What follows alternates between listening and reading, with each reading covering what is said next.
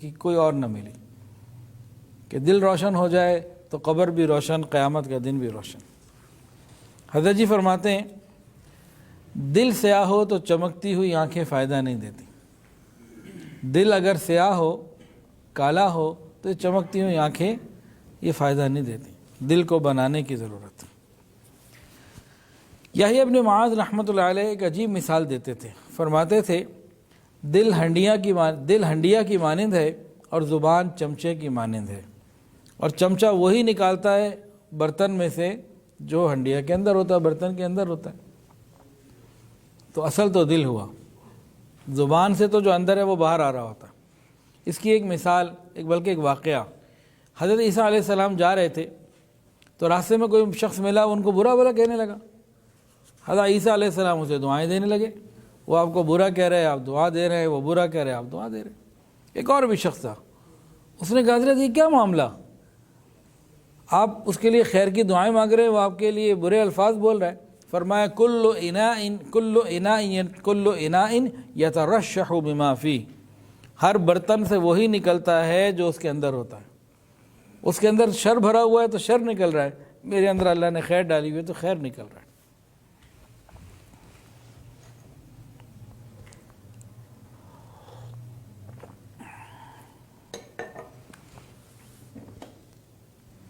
مشائخ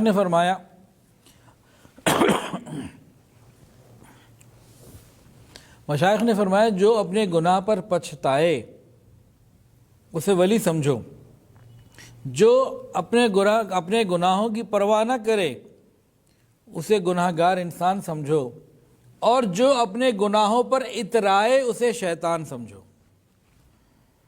گناہ تو کسی سے بھی ہو سکتا ہے، گناہ ہونے کے بعد انسان شرمندہ ہوا، یہ ولایت کی نشانی۔ گناہ کر رہا ہے، غفلت کی زندگی گزار رہا ہے، یہ گناہ گار انسان۔ اور اگر انسان گناہ بھی کرتا چلا جا رہا ہے، اس پہ اترا رہا ہے، تو یہ تو شیطان ہے، گناہوں پہ اترانا۔ ہمارے معاشرے میں آج کل کے حالات میں کیا مثال دی جا سکتی ہے جی بتائیں گناہوں پہ اترانے کی؟ یہ ٹک ٹاک اور اس قسم کی جو چیزیں گناہوں پہ اترا رہے ہوتے ہیں نا، اللہ ہماری حفاظت فرمائے۔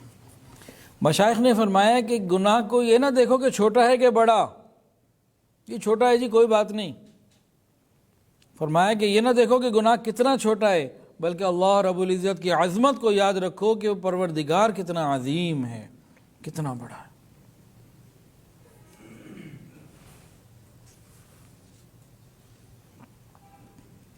اس نیت سے گناہ کرنا کہ چند مرتبہ کر کے چھوڑ دوں گا، یہ بے وقوفی کی، حماقت کی بات ہے۔ بہت سارے سالے کی غلطی میں رہتے ہیں، چلو تھوڑی دیر کی بات ہے، چند دنوں کی بات ہے، پھر چھوڑ دوں گا۔ ابن عطاء اسکندری رحمۃ اللہ علیہ فرماتے تھے کہ توبہ کی امید پر گناہ کرتے رہنا، توبہ کی امید پر گناہ کرتے رہنا اور زندگی کی امید پر توبہ کو مؤخر کرتے رہنا، یہ عقل کا چراغ گل ہو جانے کی دلیل ہے۔ گناہ اس لیے کر رہے چلو توبہ کر لیں گے کوئی بات نہیں، اور توبہ اس لیے نہیں کر رہا ہے، ڈیلے کر رہا ہے، ابھی تو بڑا وقت پڑا ہے، ابھی تو بڑا وقت پڑا ہے۔ کتنے ایسے ہوں گے قبرستان میں جو کہتے تھے ہم کل توبہ کر لیں گے، کل سے پہلے موت آ گئی۔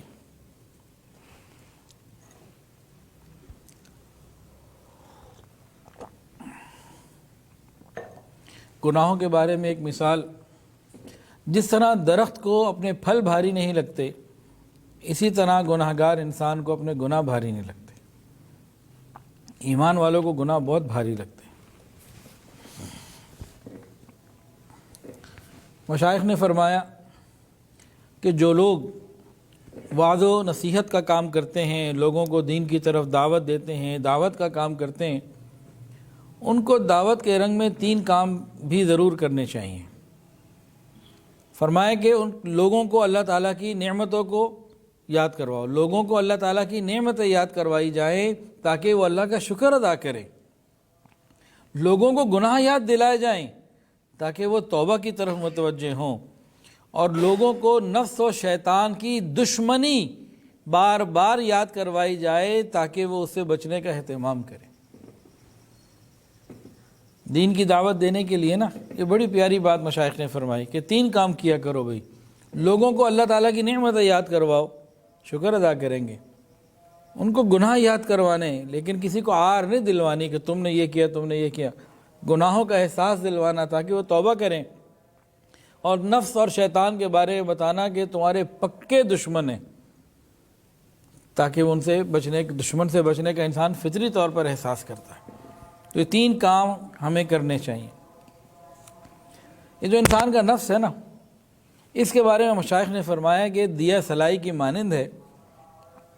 اس کے اندر بہت سارے خبائث، بری چیزیں چھپی ہوئی ہیں. ذرا سی رگڑ لگانے کی دیر ہے، باہر نکل آتے ہیں، بھڑک جاتے ہیں. جیسے ماچس کی تیلی ہوتی ہے نا، آگ اس کے اندر ہوتی ہے، رگڑ لگاؤ تو نکل آتی ہے. تو نفس کے اندر بہت سارے خبائث موجود ہیں، ذرا سی کوئی رگڑ لگتی ہے تو باہر نکل آتے ہیں، گناہوں کی آگ نکلتی ہے.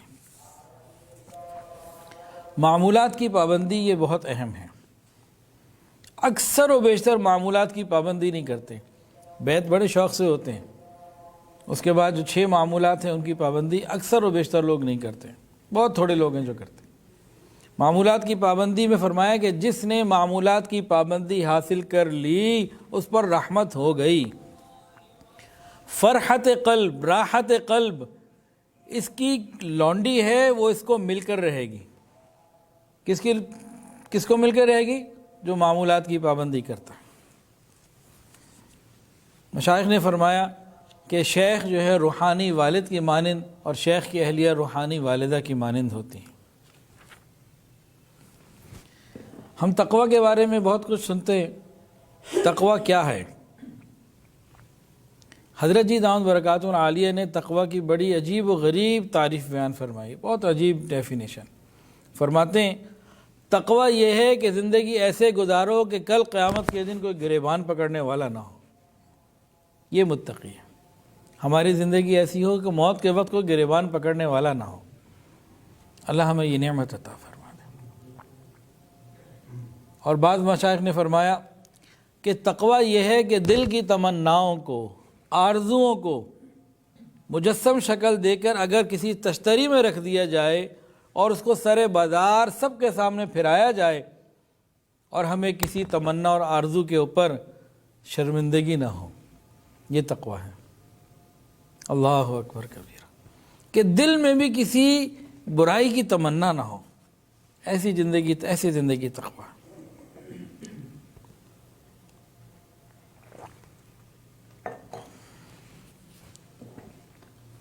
ذکر اور مراقبہ.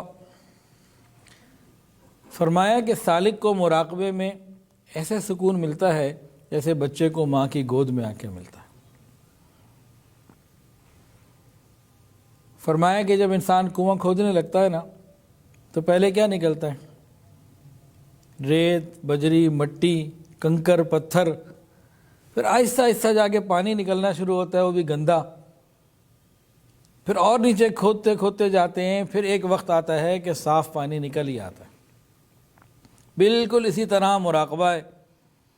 جب ہم مراقبے میں نئے نئے بیٹھتے ہیں تو ادھر ادھر کے بے حساب خیال، یہ پتھر اور کنکر ہے، یہ نکالنے پڑیں گے. کیسے نکلیں گے؟ مراقبہ کرتے رہیں، اور کوئی حل نہیں ہے اس کا. پانی اگر 300 فٹ گہرا ہے نا تو 300 فٹ جانا پڑے گا. تو ہر علاقے کی زمین میں پانی کی گہرائی مختلف، تو ہر شخص کے دل کی زمین میں چیزیں مختلف ہوتی ہیں. تو کہیں پتھریلی زمین ہوتی ہے، زیادہ مشکل ہوتی ہے، کہیں ریتلی زمین ہوتی ہے، سب کا معاملہ الگ. اسی طرح دل کی زمین بھی سب کی الگ الگ.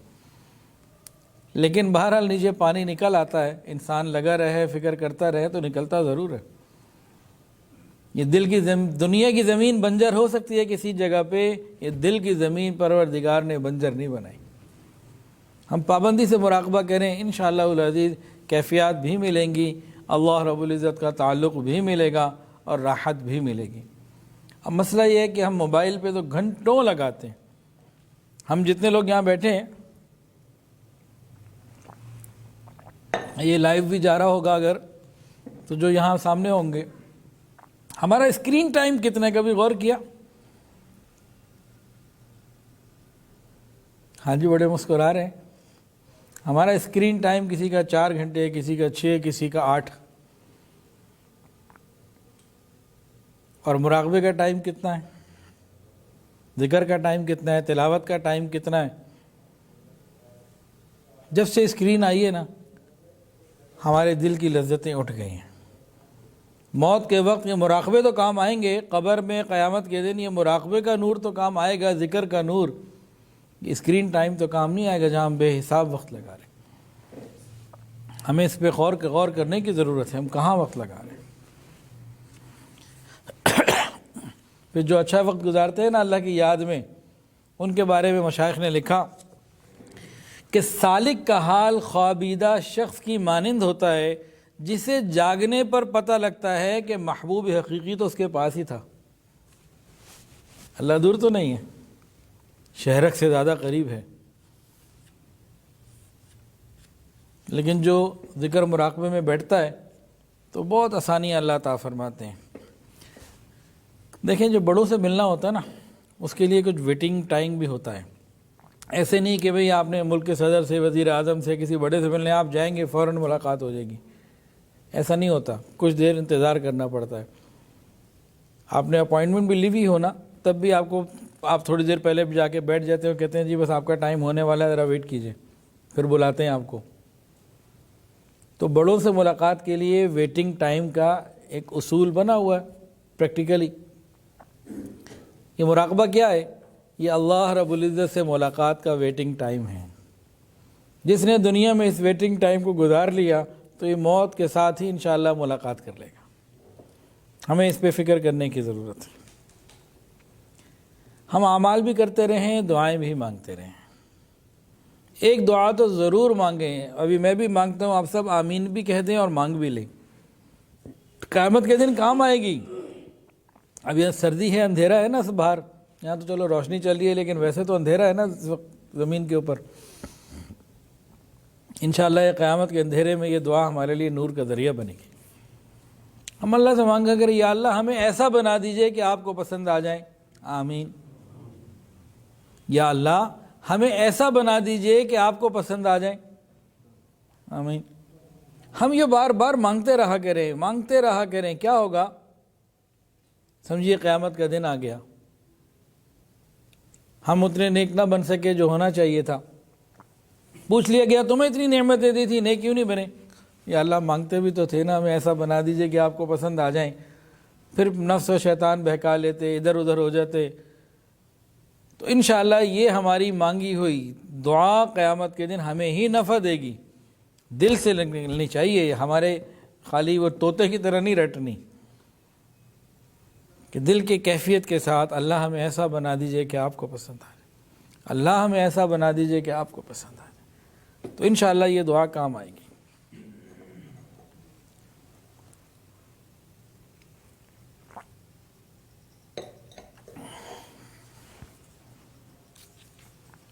مشائخ نے فرمایا کہ بیکار انسان مردے سے بھی زیادہ بدتر ہے کہ مردہ کم جگہ روکتا ہے.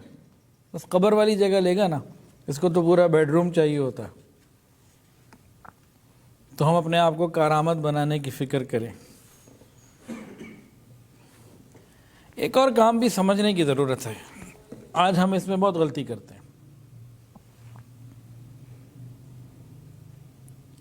ہم بعض مرتبہ کسی عالم دین کے اوپر ان کے عمل کی کمی کوتاہی کی وجہ سے اعتراض کر بیٹھتے ہیں. کئی مرتبہ ایسا ہو جاتا ہے، ایک عالم ہیں، مفتی صاحب ہیں، قاری صاحب ہیں، عالم ہیں، ہم ان کے کسی عمل کی کمی کی وجہ سے، کوتاہی کی وجہ سے اعتراض کر دیتے ہیں. کیا یہ اعتراض کرنا ہمارا حق ہے؟ بنتا ہے؟ حضرت مولانا اشرف علی تھانوی رحمۃ اللہ علیہ کا بڑا پیارا جواب دیا. فرمایا کہ وہ عالم اپنے علم کا مدعی ہے، عمل کا مدعی تو نہیں. وہ عالم عمل کی وجہ سے ہے یا علم کی وجہ سے؟ علم کی وجہ سے نا. تو اس کا علم تو ٹھیک ہے نا. ہاں یہ الگ بات ہے کہ علم ہے تو عمل بھی ٹھیک ہونا چاہیے، اور عام طور سے ہوتا ہے، لیکن انسان ہے کبھی غلطی ہو جاتی ہے. تو ہم بھی ان کو انسانوں ہی کے ترازو میں تولیں۔ تو عالم کے کسی عمل کی کوتاہی پر اعتراض یہ بنتا ہی نہیں ہے، اعتراض ہی نہیں بنتا کہ وہ علم کا مدعی ہے، عمل کا تو نہیں۔ تو ہمیں خیال کرنے کی ضرورت ہے۔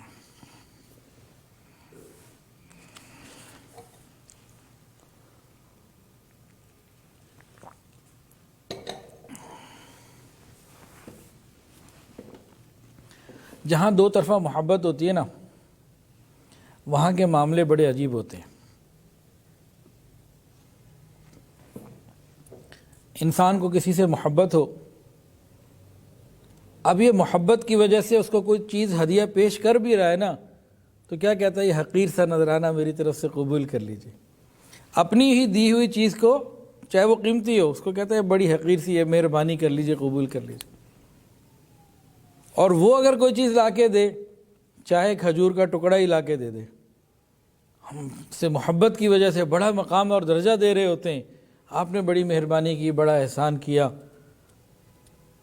کوئی چیز بھی چھوٹی سی دے دے، آپ نہ کرتے، آپ نے اتنی تکلیف کی، تکلف کیا، اتنا آپ کو بوجھ ہوا ہوگا، یہ ہوتا ہے نا جی، محبت کی وجہ سے ایسا۔ اب ذرا دیکھیے اللہ رب العزت کو اپنے پیاروں سے، اپنے بندوں سے کتنی محبت ہے، اللہ تعالیٰ کو اپنے بندوں سے کتنی محبت ہے۔ یہ دنیا کتنی بڑی ہے، اس ساری دنیا کے بارے میں بندے کو فرمایا قل متاع الدنیا قلیل۔ اتنی ساری نعمتیں اللہ نے دی ہوئی ہیں جن کے بارے میں فرمایا تم گن بھی نہیں سکتے ہو، لیکن فرما کیا رہے، متاع قلیل، تھوڑی سی ہے۔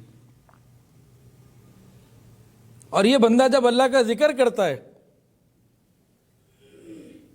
تو قرآن کے اندر آتا ہے والذاکرین اللہ کثیرا والذاکرات، کثرت ذکر۔ اس نے کتنا ذکر کر لیا جس کو اللہ کہہ رہے ہیں کثرت خوب ذکر کرنے والا۔ یہ وہی بات ہے کہ جب محبت ہوتی ہے نا تو انسان کو چیز پیش کرتا ہے، دیتا ہے،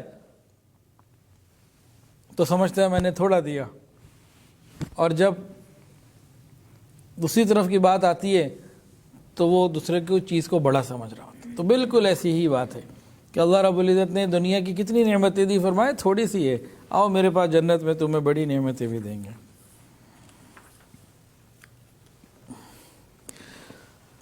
اللہ اکبر۔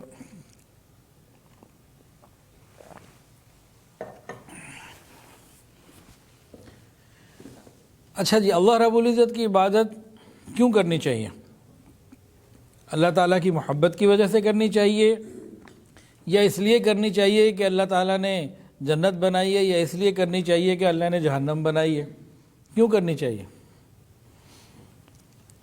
اب ذرا غور سے اس پوری بات کو سنیں۔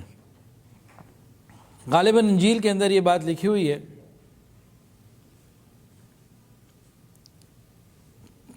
کہ میں، یعنی اللہ تعالیٰ فرماتے ہیں کہ کیا میں اگر جنت اور جہنم نہ بناتا تو کیا میں عبادت کے لائق نہیں تھا؟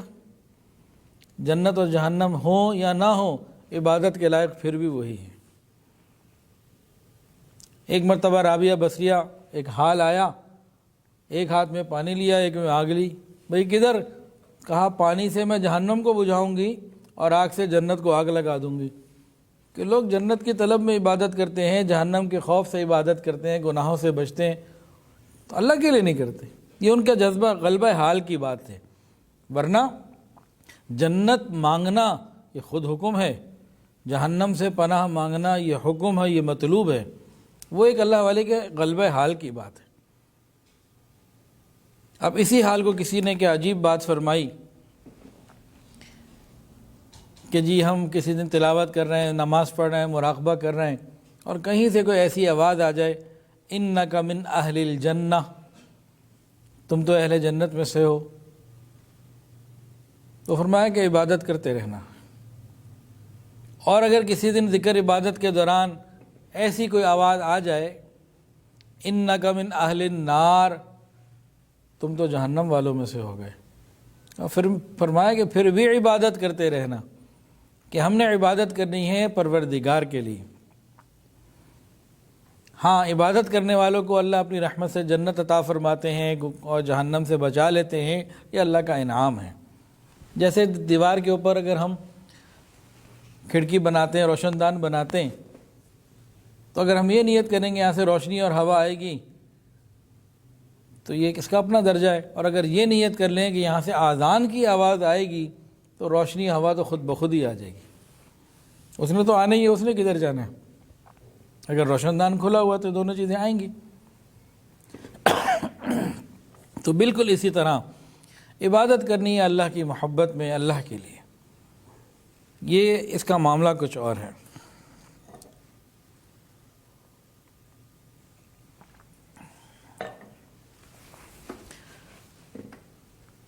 ہماری بات میں اثر کیوں نہیں ہوتا؟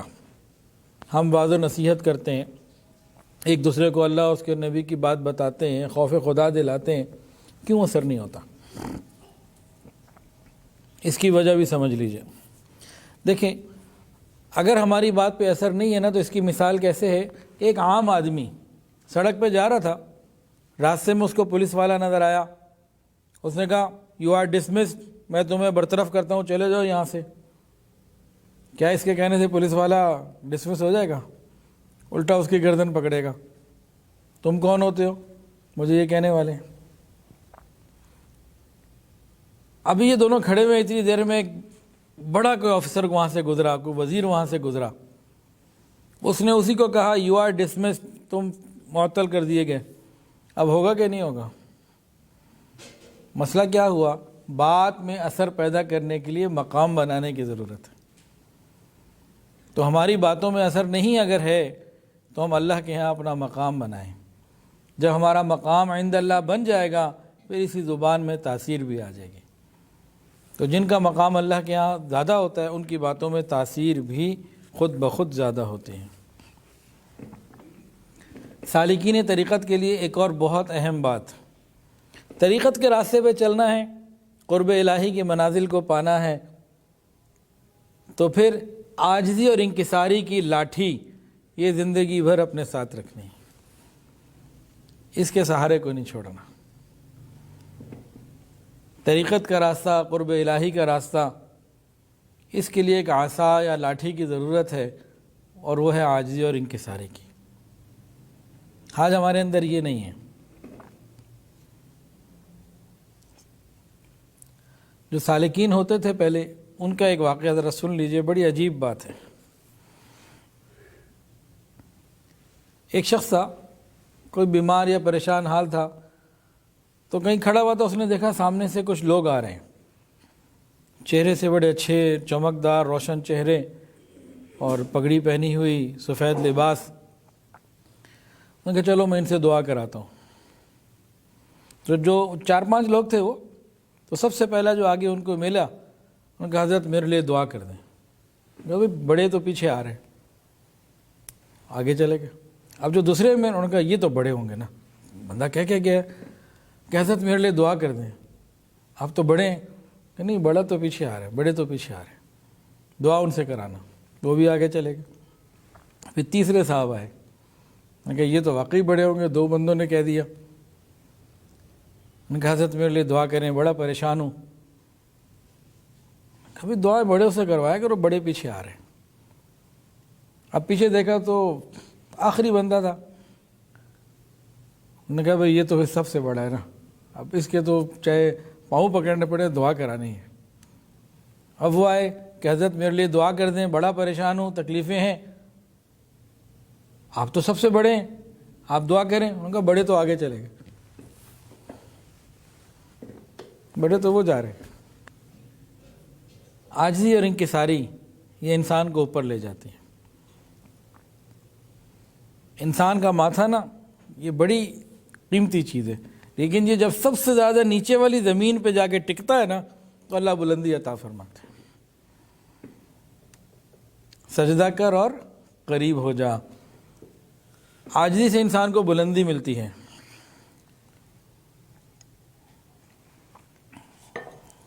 آج وہ باتیں بتائی جا رہی ہیں جو عام زندگی میں ہمیں اپنانے کی ضرورت ہے۔ کچھ لوگوں کو آپ نے دیکھا ہوگا بڑے اسمارٹ بنے پھرتے ہیں، بڑے اسمارٹ بنتے ہیں، عیاری ان کے اندر ہوتی ہے۔ مشائخ نے فرمایا کہ عیاری چھوٹے کمبل کی مانند ہے، سر چھپاؤ گے تو پاؤں کھل جائیں گے، پاؤں ڈھانکو گے تو سر کھل جائے گا، پورے نہیں چھپ سکتے۔ عیاری کے کمبل کے پیچھے نہیں چھپ سکتے، عیاری کا کمبل ہی چھوٹا اللہ نے بنایا۔ وقتی طور پہ تو چلو کسی کو شاید پتہ نہ چلے، لیکن یہ عیاری کا کمبل ہے چھوٹا، یہ کسی کو پورا نہیں ہوا۔ فرمایا کہ عیاری چھوٹے کمبل کی مانند ہے، اس سے سر چھپاؤ گے تو پاؤں ننگے ہو جائیں گے۔ انسان زندگی گزارتا ہے، لوگوں کی باتیں سننی پڑتی ہیں، سہنی پڑتی ہیں۔ حضرت موسیٰ علیہ السلام کو بھی ایسا موقع پیش آیا، ہر نبی کو آیا، قرآن میں ہے یا حسرتنا علی العباد ما یأتیہم من رسول الا کانوا بہ یستہزئون۔ حضرت موسیٰ علیہ السلام کے لیے تو آیا نا، یا ایھا الذین آمنوا لا تکونوا کالذین آذوا موسیٰ، اے ایمان والو تم ایسے نہ ہو جانا جیسے موسیٰ علیہ السلام کے لوگوں نے ان کو تکلیفیں پہنچائی تھی۔ تو لوگ ان کو نا بڑی باتیں تکلیف پہنچاتے، زبان سے تکلیف پہنچاتے، کسی نہ کسی انداز سے تانا دینا، ٹونٹ کرنا، چھیڑنا، کچھ نہ کچھ لگا رہتا۔ بڑے تنگ تھے اپنی قوم کے ان معاملات سے۔ ایک دن انہیں بارگاہ الہی میں فریاد کی، یا اللہ تو قادر مطلق ہے، لوگوں کی زبان میرے لیے روک دے، مجھے تو کچھ نہ کہا کرے۔ اللہ تعالیٰ نے فرمایا موسیٰ اگر یہ کام کرتا تو میں اپنے لیے کرتا، یہ تو مجھے بھی کہہ دیتا۔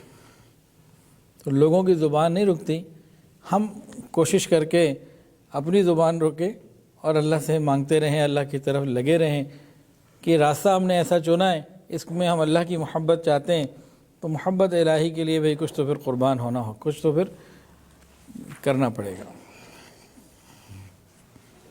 ابن عطا اسکندری رحمۃ اللہ علیہ، ان کی کتاب ہے اکمال الشیم، یہ خرید کے پڑھنی چاہیے، اکمال الشیم، تو اردو میں ترجمہ اس کا ملتا ہے الف کاف میم الف آگے لام، اکمال اور الشیم، اکمال الشیم۔ اس میں بڑی عجیب و غریب باتیں ہیں، الہامی کتاب ہے، چھوٹے چھوٹے حکم ہیں۔ خیر، ابن عطا اسکندری رحمۃ اللہ علیہ کو ایک مرتبہ الہام ہوا، اللہ رب العزت نے ان کو فرمایا کہ میں ایسا رزاق، ایسا رزق دینے والا ہوں، اگر تو یہ دعا کرے اللہ مجھے نہیں چاہیے میں پھر بھی دوں گا، میں پھر بھی دوں گا، اور اگر تو رو رو کے مانگے تو میں کیوں نہیں دوں گا۔ تو اللہ رب العزت تو دینے والے ہیں، ہمیں خوب مانگتے رہنا چاہیے۔ آج ہم سب کو ایک بڑی کامن شکایت ہے معاشرے سے کہ لوگ ہماری قدر نہیں کرتے۔ کیا کریں جی، قدر ہی نہیں کوئی کرتا ہے جی، شکایت کہ نہیں؟ عام معاشرے میں ہماری قدر ہی کوئی نہیں ہے۔ ہماری قدر کیوں نہیں ہے؟ ہماری قدر اس لیے نہیں رہی کہ اللہ رب العزت کی قدر ہم نہیں کرتے، حضور پاک صلی اللہ علیہ وسلم کی قدر ہم نہیں کرتے، دین اسلام کی قدر ہم نہیں کرتے، علماء کی قدر ہم نہیں کرتے۔ تو جن چیزوں کی قدر کرنے کا حکم ہے، ہم جب ان کی قدر نہیں کرتے، ہماری قدر کہاں سے ہو جائے گی؟ اگر ہم چاہیں کہ ہماری قدر ہو تو پھر جن چیزوں کی اللہ نے قدر کی ہے، قدر کرنے کا کہا ہے، ہم ان کی قدر کریں۔ اللہ کا حکم آ جائے نماز، ہم اپنے کام سے نہیں اٹھتے، تو ہم نے تو قدر نہیں کی نا، ہماری قدر کیسے آ جائے گی؟ رسوائی تو پھر مل کے رہے گی۔ حضور کی سنت آ جائے، ہم اس کو چھوڑ دیتے ہیں، سنت کی قدر نہیں کی۔ اسلام کا کوئی حکم آ جائے، ہم اس کی قدر نہیں کرتے۔ علماء جن کی وجہ سے ہمیں اللہ اور اس کے رسول اور دین کا علم مل رہا ہے، تعلق بن رہا ہے، ہم ان کی قدر جب نہیں کرتے تو صاف ظاہر ہے ٹیٹ فار ٹیٹ، عدلے کا بدلہ۔ تو ہم جن چیزوں کی قدر کرنے کا حکم دیا ان کی قدر کریں، اللہ ہماری قدر میں اضافہ فرمائیں گے۔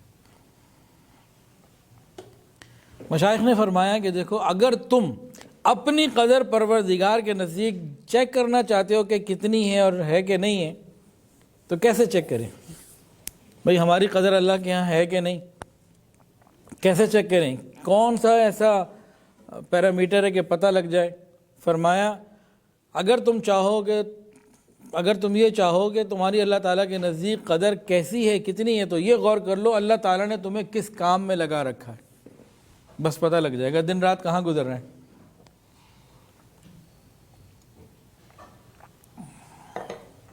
ہمارا وقت کہاں گزر رہا ہے، اللہ نے کہاں لگایا ہوا ہے؟ دیکھیں کچھ لوگوں کا وقت گزرتا ہے کمپیوٹر کے ساتھ، کچھ کا کپڑے کے ساتھ، کچھ کا لکڑی کے ساتھ، کچھ کا اینٹ گارا پتھر کے ساتھ۔ ہم کسی کو مکینک کہتے ہیں، کسی کو درزی کہتے ہیں، کسی کو ترخان کہتے ہیں، کسی کو مستری میسن کہتے ہیں۔ تو لوگوں کے اپنے اپنے وقت مختلف جگہوں پہ گزر رہے ہیں، لیکن آج بھی کچھ ایسے خوش نصیب ہیں کہ جن کا وقت قرآن اور حدیث کے ساتھ گزرتا ہے۔ یہ کون ہیں؟ علماء اور طلباء ہیں۔ تو فرمایا کہ اگر یہ چیک کرنا چاہو کہ اللہ کے نزدیک تمہاری قدر کتنی ہے تو غور کر لو کہ تمہیں اللہ نے کہاں لگایا ہوا، پتہ لگ جائے گا۔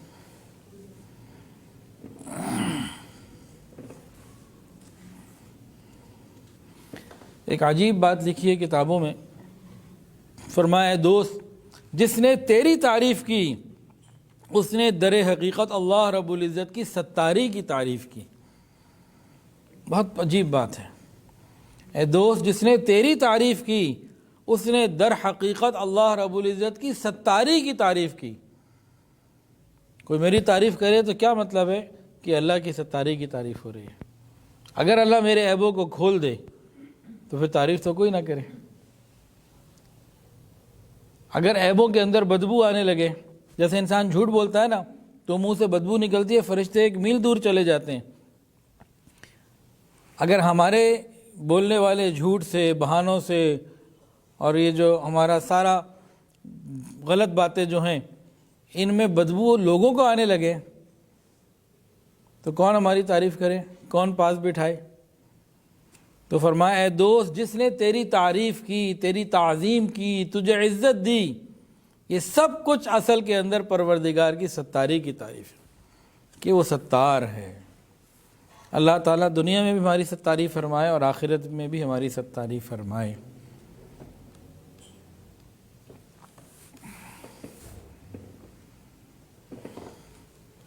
خوف اور امید، یہ 2 چیزیں ہیں، انسان اسی کے اندر زندگی گزارتا ہے، امید اور خوف، اور ایمان بھی انہی کے دونوں کے درمیان ہے۔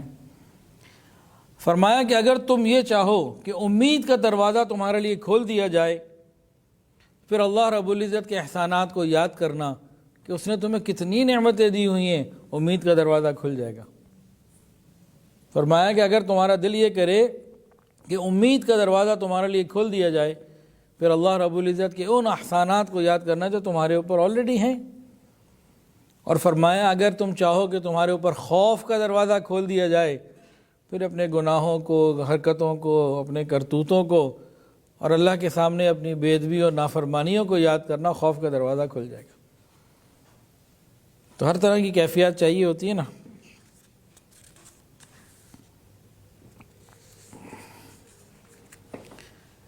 جب ہماری تعریف ہوتی ہے تو ہم بڑا خوش ہوتے ہیں۔ فرمایا کہ مومن حقیقی جو ہوتا ہے نا، اس کی جب تعریف ہوتی ہے تو اللہ تعالیٰ سے شرما رہا ہوتا ہے، یا اللہ اس لائق تو میں نہیں تھا، تو نے کتنے میرے عیبوں کو چھپایا ہوا ہے۔ تو جب ہماری تعریف ہو تو ہم اللہ تعالیٰ سے شرم کیا کریں، جو تکلف نہیں کر لیں۔ اللہ مہربانی فرمائیں گے انشاءاللہ۔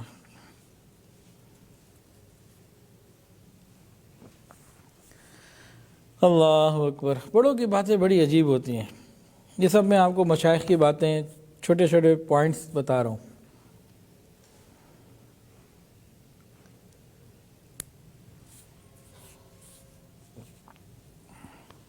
دنیا سے ہم سب نے جانا ہے،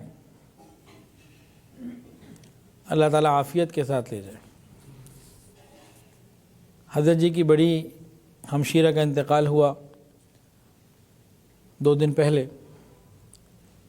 جھنگ میں، تو ماشاءاللہ کلمہ پڑھتے ہوئے دنیا سے تشریف لے گئے۔ کتنا بڑا کرم ہے یہ اللہ کا۔ اللہ کرے میری اور آپ کی موت کا وقت جب بھی اللہ نے لکھا ہوا ہے، جب بھی آئے زبان پہ کلمہ جاری ہو جائے، لا الہ الا اللہ۔ دنیا سے جانا تو بہرحال ہے،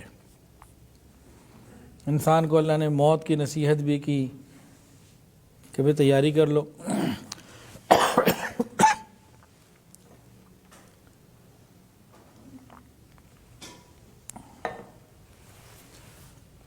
لیکن اللہ تعالیٰ کی حکمت پہ غور کیجئے۔ موت کا ہمیں معلوم بھی ہے کہ آنی ہے اور کہا بھی کہ آنی ہے، تیاری کرو، لیکن اللہ جانتے تھے کہ ہم فقط نصیحت پہ ٹھیک نہیں ہونے لگے، ہم صرف نصیحت کو قبول کر کے اپنے آپ کو ٹھیک نہیں کریں گے، اس لیے اللہ رب العزت نے دنیا کے مصائب، حالات، غم اور پریشانیاں، بیماریاں اور جدائیاں، لوگوں کی بے وفائیاں، یہ سب کچھ اس طرح کی چیزیں بنا دی ہیں کہ جب دنیا سے جانے کا وقت آئے تو دنیا کو چھوڑنا آسان ہی لگے۔ یہ دنیا تو ہے ہی بیماریوں کی، پریشانیوں کی، تکلیفوں کی جگہ۔ یہ اللہ نے بڑی مہربانی کی ہوئی ہے۔ کتنی مرتبہ بندے کے دل میں خیال آتا ہے کہ یا اللہ کب ملاقات ہوگی، اور دنیا کے حالات آتے نا، حالات پریشانیاں، بندہ کہتا ہے یا اللہ۔ تو یہ بھی اللہ کی طرف سے رحمت بن جاتی ہے کہ دنیا کی بے ثباتی جو ہے نا بار بار دل میں پکی ہوتی چلی جاتی ہے، اور انسان جو ہے وہ اللہ کی طرف بڑھنے کا، آخرت کی تیاری کا فیصلہ اور بہتر طریقے سے کر لیتا ہے۔ اور آخری بات، اگر قیامت کے دن اللہ رب العزت کے عدل اور انصاف کا سامنا ہو گیا تو کوئی گناہ چھوٹا نہیں۔ اگر قیامت کے دن اللہ رب العزت کے عدل اور انصاف سے مٹ بھیڑ ہو گئی، سامنا ہو گیا، تو کوئی گناہ صغیرہ نہیں ہے۔ اور اگر اس کے فضل سے سامنا ہو گیا، فضل والا معاملہ ہو گیا، تو پھر کوئی گناہ بڑا نہیں ہے۔ تو کسی نے کیا خوب کہا، عدل کرے تے کم دے جاون اچیاں شانہ والے، عدل کرے تے کم دے جاون اچیاں شانہ والے، یہ فضل کرے تے بخشے جاون میں جے بھی منہ کالے۔ تو ہم اللہ تعالیٰ سے اس کا فضل ہی مانگتے ہیں۔ قرآن کے اندر بھی آتا ہے وَاسْأَلُوا اللَّهَ مِن فَضْلِهِ، اللہ تعالیٰ سے ہم اپنا فضل، اللہ تعالیٰ سے اس کا فضل مانگنا چاہیے۔ ہم بھی مانگتے ہیں یا اللہ محض اپنے فضل و کرم سے ہمارے گناہوں کو معاف فرما اور ہمیں اپنے مقبول بندوں میں شامل فرما۔ اللہ تعالیٰ آپ سب کا یہاں آنا اپنی بارگاہ میں قبول فرمائے۔ وآخر دعوانا ان الحمد للہ رب العالمین۔ توبہ کے کلمات پڑھ لیجئے، ساتھ ساتھ پڑھ لیجئے۔ بسم اللہ الرحمن الرحیم، لا الہ الا اللہ محمد الرسول اللہ، اشہد